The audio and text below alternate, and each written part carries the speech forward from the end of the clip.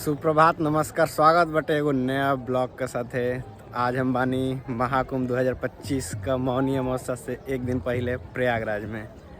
और कल जौन भी महाकुंभ का अमावस्या का स्नान होखे वाला बाटे तो ओकर साक्षी हमहू रहब और स्नान भी करब। और बाकी यहाँ का भी जौन भी विजुअल्स बाटे तो हम लोग के दिखा रहा बनी।